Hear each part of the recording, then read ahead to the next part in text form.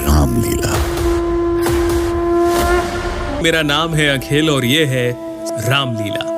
माना जाता है कि आदि कवि वाल्मीकि जी ही इस कलयुग में गोस्वामी तुलसीदास जी के रूप में जन्मे और उन्होंने मानव जाति के उद्धार के लिए संवत 1631 में रामचरितमानस की कथा का आरंभ किया। गोस्वामी जी स्वयं कहते हैं कि 4 वेद, 18 पुराण और सभी शास्त्रों को पढ़ने का फल आपको रामचरितमानस से मिल जाता है। राम जी की कथा सबसे पहले शिव जी माता पार्वती को सुनाते हैं। रामचरितमानस के बालकांड में आपको बहुत सारी कथाएं मिल जाएंगी, जैसे सती माता का भ्रम और उनके द्वारा राम जी की परीक्षा, शिवजी द्वारा सती माता का त्यागा जाना, सती माता का दक्ष यज्ञ में जाना और पति के अपमान से दुखी होकर योगाग्नि से देह त्यागना, और फिर पार्वती जी का जन्म और शिव विवाह। परंतु राम जी के अवतार लेने के 2 मुख्य कारण रामचरितमानस में आप जान पाएंगे। पहला, मनु और शत्रुपा का 10,000 वर्षों तक का कठिन तप, जहां वो प्रभु से कहते हैं कि हमें आप जैसा पुत्र प्राप्त हो, जिसके उत्तर में करुणा निधान भगवान कहते हैं, ऐसा ही हो हे राजन, मैं अपना सामान कहां जाकर खोजूं? अतः स्वयं ही आकर तुम्हारा पुत्र बनूंगा। और दूसरा कारण नारद मुनि का भगवान विष्णु को दिया गया श्राप।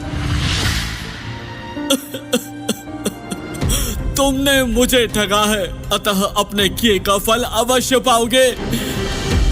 तुमने हमारा रूप बंदर सा बना दिया, अब बंदर ही तुम्हारी सहायता करेंगे। तुमने मेरा बड़ा आहित किया है, इसलिए तुम्हें भी स्त्री वियोग में दुखोगे। एक ओर जहां राम जन्म की भूमिका बन रही थी, वहीं पुलत्स ऋषि के कुल में जन्म हुआ भाइयों समेत 10 सर और 20 भुजाओं वाले प्रचंड पराक्रमी रावण का। रावण और उसके भाइयों ने ब्रह्मा जी की तपस्या कर उनसे वरदान मांगा। रावण ने कहा,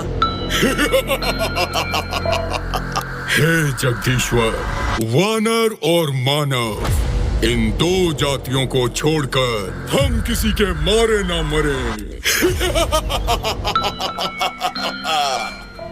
और कुंभकर्ण सरस्वती जी के प्रभाव के चलते इंद्रासन के स्थान पर निद्रासन का वर मांग बैठे, और विभीषण ने प्रभु चरणों में निष्काम प्रेम का वरदान मांगा।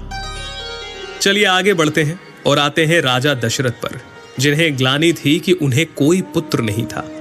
गुरु वशिष्ठ के कहे अनुसार महाराज दशरथ ने ऋषि श्रृंगी को बुलाकर पुत्र कामेष्ठी यज्ञ किया, जहां अग्निदेव स्वयं हाथ में चरु यानी कि खीर लिए प्रकट हुए, और इस खीर के प्रभाव से तीनों रानियां यानी माता कौशल्या, माता कैकेयी और माता सुमित्रा गर्भवती हुईं, और चैत्र मास के शुक्ल पक्ष की 9वीं तिथि को दोपहर के समय प्रभु श्री राम का प्राकट्य हुआ। 9वीं तिथि मधुमास पुनीता, 9वीं तिथि मधुमास पुनीता, शुक्ल पक्ष अभिजीत हरि प्रीता, मध्य दिवस अति शीत न घामा, पावन काल लोक विश्रामा। राम सिया राम बोलो, राम सिया राम बोलो, राम सिया राम बोलो राम। इसके आगे क्या क्या हुआ, प्रभु ने क्या क्या लीलाएं की, हम आपको जरूर बताएंगे। बालकांड से लेकर उत्तरकांड तक सिर्फ रामलीला में।